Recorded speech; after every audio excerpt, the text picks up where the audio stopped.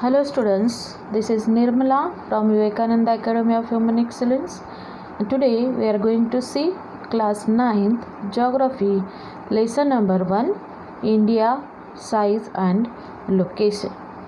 In this chapter we will see different topics. Those are India's location, its size, India and the world, and India's neighbors. These 4 important topics we will see in this lesson. Now you are seeing here globe on that India is located already. We will move for the next part, next slide. At first we will see about latitudes and longitudes. So what are these latitudes? It is an angular distance north or south from the equator of a point on the Earth's surface. The equator is 0 degree and points can therefore be measured in degrees south and north. Now it will be very clear with this picture. You can see here the globe. The imaginary lines have been drawn here. Equator, 0 degree latitude.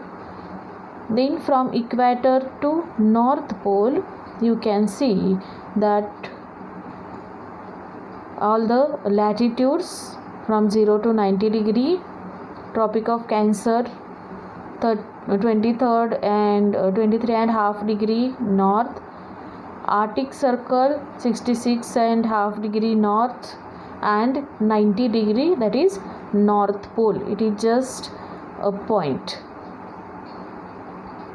Then from equator to south if we go, that is called as southern hemisphere.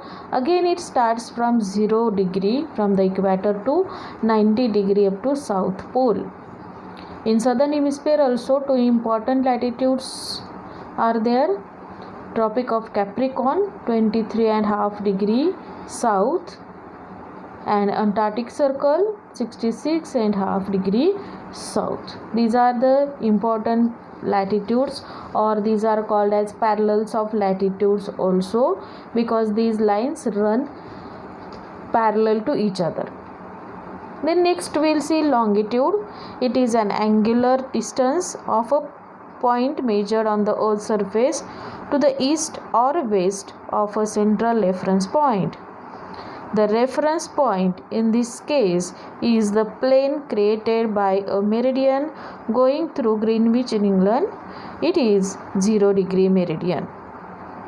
And on the same diagram we will see longitudes. Here it is shown with the red line, 0 degree, that is called as prime meridian, which passes from England or from Greenwich. So it is called as Greenwich meridian also. It passes from the London Greenwich, so it is called as Greenwich meridian or prime meridian, 0 degree longitude. From this prime meridian eastward it is eastern hemisphere, and towards the west direction it is western hemisphere. So it also makes 2 parts of the globe, eastern hemisphere and western hemisphere. Equator makes 2 equal parts, northern and southern hemisphere, and prime meridian makes 2 equal parts as eastern hemisphere and western hemisphere. These all are equal parts which we study, or it is easy to locate the places through these lines. Because of the prime meridian, because of the equator, it has become easy to locate any places, and with the help of different latitudes and longitudes, which are imaginary lines. On the earth there is no any line like this, but these lines have been drawn imaginary, or to locate the place, to study the earth, to study the places, locations. These lines have been drawn. So these lines are called as imaginary lines also, which will be helpful for our all the studies. Scientists work with the help of this grid or Earth's grid, which longitudes and latitudes are there. Now we'll see location and size of India. With the help of this grid only we can see the location and size, or how to locate any place with the help of longitude and latitude where these meet. We get this knowledge. So India is 7th largest country in the world, covering an area of 3.28 million square kilometer. So 2.4% is covered by India, that is geographical area of the world. So India is 7th largest country here in the world. The mainland stretches from latitude 8 degree 4 minute north to 37 degree 4 minute 6 minute north. So you can see here with the help of longitude and latitude we will get the location of our country or location of any place in the country also. So it is very useful for our study to study the globe. The next one, now you will see the map, which map now is there in front of you, that is India's map. Now this is world map. In the world map you can see the location of our country, where it is in the northern hemisphere and eastern hemisphere. So southernmost point it is 8 degree 4 minute north, because India lies in north hemisphere, whether it is southernmost point of our country, but still it is called as north because whole country lies in northern hemisphere. So 8 degree 4 minute north is the southernmost point of our country. Everyone should study the map, or you will get the idea that size of our country, how it lies from north to south, from east to west. All the easternmost, westernmost, northernmost and southernmost points are important to identify the location of our country.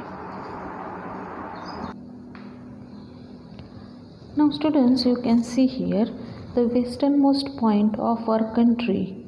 It is longitudinal extent, that is 68 degree 7 minute east, and it is extended up to Arunachal Pradesh, that is 97 degree 25 minute east. Because it is in eastern hemisphere, both the places, whether it is west of our country, it is called as east only, because our country lies in eastern hemisphere and northern hemisphere. This is longitudinal extent of our country from 68 degree 7 minute east to 97 degree 25 minute east. Here we will see now latitudinal extent of our country from 6 degree 4 minute north to 37 degree 6 minute north, that is from Andaman and Nicobar Islands, and the mainland of our country starts from 8 degree 4 minute north to 37 degree 6 minute north. So it is a large country from east to west, north to south. Its extent is large. Nearly 30 degrees difference is there in between east to west and north to south also. And that's why which timeline is there, or which time difference is there in between Arunachal Pradesh and Gujarat, that is of 2 hours. But due to the standard time meridian, we have equal time, or our watches show the equal time, that we will see further points about that. But this longitudinal and latitudinal extent is important for the diversity of our country, because the southernmost point, if we see, it is near to the equator, so it comes under the torrid zone. Then temperate zone also we experience. That's why variety of temperature, weather is there. Different types of crops grow in India due to these variations, or due to the uniqueness of the location of our country. Tropic of Cancer passes through the middle of the country. If you see 23.5 degree latitude from this place, this Tropic of Cancer passes, and it makes two equal parts of our country. All the types of weather and climatic conditions are the vast coastal region we have got here to our country. The country is of a vast size and measures about 3,214 kilometers and 2,933 kilometers. It is longitudinal extent. So it is a vast country. We say always the distance from north to south and from east to west, it is very vast. Total boundary length of our country is 15,200 kilometers. Coastline we got that is 7,566 kilometers. So the vast country we have, our three sides are covered with the water. Vast coastline is there of our country. Then Western Ghats, Eastern Ghats, which we will see in next lesson, that how the landforms are there, different types of landforms in our country, how these are important. Then important longitude is 82 degree 30 minutes, that is our standard time meridian. Due to that we get equal timeline. Our watches show the equal time or same time due to this standard meridian. Again, the India's map you are seeing here, how these three sides are covered with the water, and which is very useful for the navigation, for the sea route, as well as for the fishing, for the coastal regions which are there, for them fishing and many more works which are depend on the sea that they can do. So it has a vital role. These three boundaries has a vital role in India's history. You can see the time gap between Arunachal Pradesh present in the east and Gujarat present in the west is about 2 hours. The latitudinal extent influences the duration due to the latitudinal extent, which difference is there. Due to that, 2 hours time lag is there. Time lag means the difference of time. Sun rises in the Arunachal Pradesh, after that 2 hours sun rises in the Gujarat. It means 2 hours gap difference is there, but then also we follow the same time because of the standard time meridian 82 degree 30 minute east, which longitude is there. Based on that our watches run. It means in whole country everyone's watch will show the same time, whether there is difference of 2 hours from eastern states and western states. So it is important to understand that why this time lag is there, or how our watches show the same time. It is important for that study. We will see the next points which will be there on your screen now.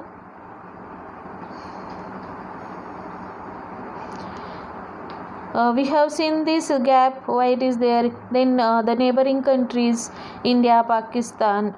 India's neighbors are Pakistan, Nepal, Bhutan, Bangladesh. These are the subcontinents. Then in the northwest and the north and northeast of India, Yangfold mountains are there, Himalayan mountains are there. Many other neighboring countries are there, like Bhutan, Myanmar, Bangladesh, Sri Lanka in the south, then Afghanistan, Pakistan, Nepal, China. These are the neighbors of our country. In this map also now you are seeing that how on the land binding, where Himalayan ranges are there, north to Himalayan ranges, China, Nepal is there. Then on the northwest direction, Afghanistan, Pakistan, these countries we get. And in the southern part of the country, in the narrow channel is there, that is Park Strait. and after that then we get the Sri Lanka. So Sri Lanka is again one neighboring country. We say Maldives are there, Andaman and Nicobar Islands, these are in the ocean, that also are important part of our country.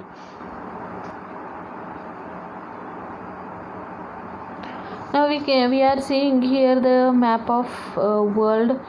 In India and the world comparatively, we'll see India is located in the center of the world between East and West Asia. India's neighbors, we have seen that Bhutan, Nepal, Pakistan, Bangladesh, these are the neighbors. The routes across the Indian Ocean which connect the countries of Europe in the West Ocean with the sea route, India is connected with the European countries or Western countries from ancient period of time. Before 3 centuries also India was connected with other countries.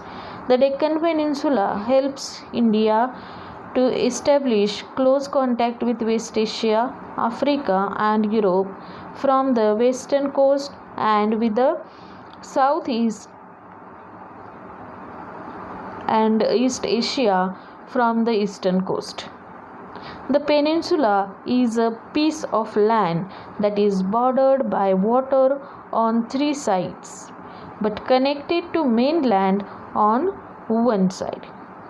So here you can see the definition of peninsula: a piece of land that is bordered by water on 3 sides. Means 3 sides are covered with the water of that land, and it is connected also from one side, it is connected through the land. So here you can see India's map, how these 3 sides are covered with the water: east, south and west. And from the north side it is connected with the land to other countries. It is not isolated, it is connected with the land piece also.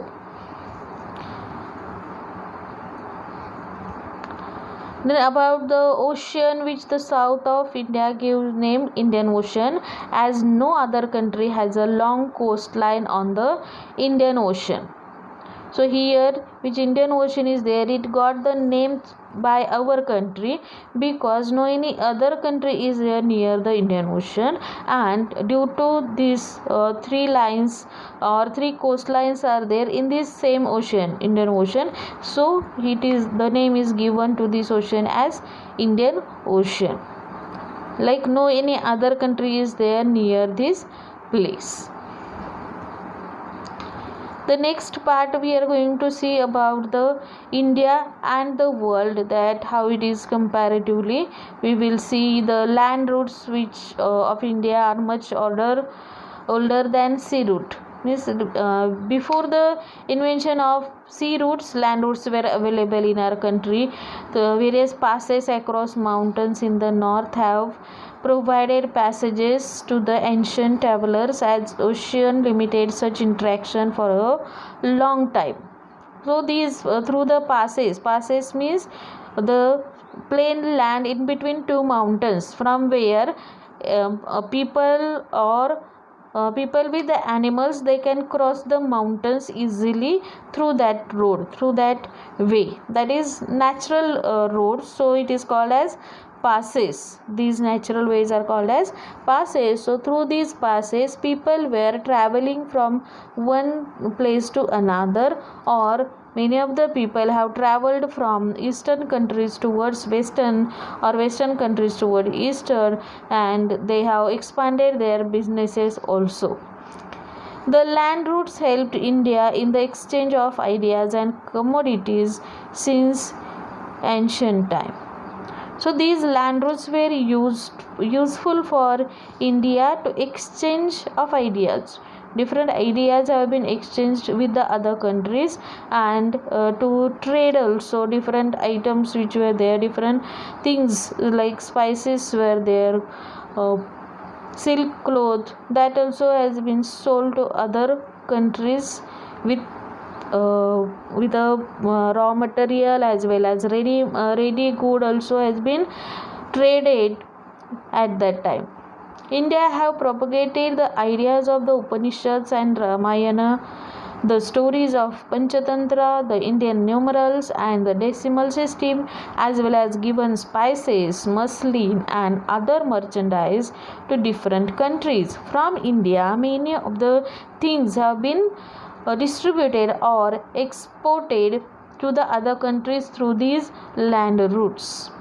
Also, the influence of Greek sculpture and the architectural styles of dome and minarets from West Asia can be seen in different parts of India. We have not only exported our material to the other countries through these land roads, but many of the things have brought also in our country, like Greek sculpture has been brought, different styles of architectural like dome and minarets we see in our which monuments are there, or it has been used in different parts, in different buildings of our country, or these different styles we see in architectural forms. When we see these monuments, different buildings of British or before British era, those all have the impact of other countries like Greek, Roman, Mughal style. These all the styles have been brought in the architectural style of building. Again, we'll see about the neighbors which are there. Now, India is comprised of 29 states and 7 union territories, but now current knowledge you should have that we have 28 states and 8 union territories. As last year we have seen that how changes have done. It's which shares the land boundaries with northwest. In the northwest direction there are two countries, Pakistan and Afghanistan. In north direction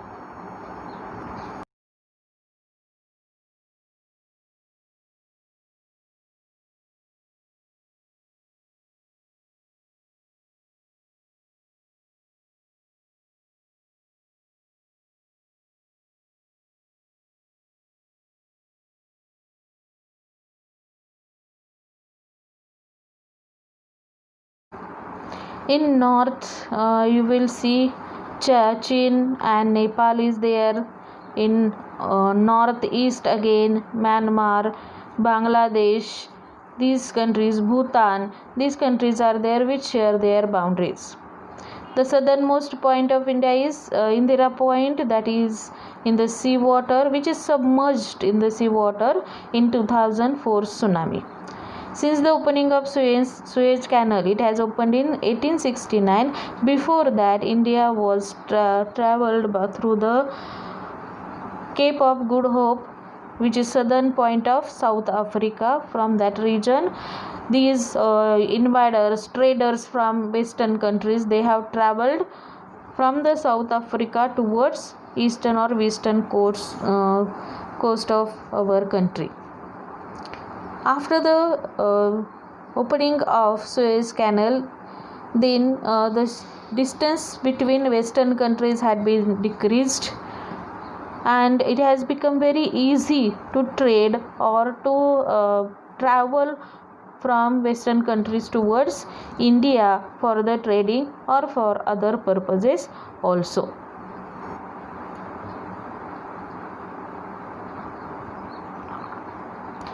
India has a history about these land routes and many more things from ancient period of time when kings were there. They were also traveling through these routes. Aryans, Mughals, or Dutch, French, they have come. Dutch, French have come with the sea route. Other invaders have come through the land routes, and through this vast history, India has great past with these landforms. In this way, we have seen India's size and location. We will see further points in next video. Thank you.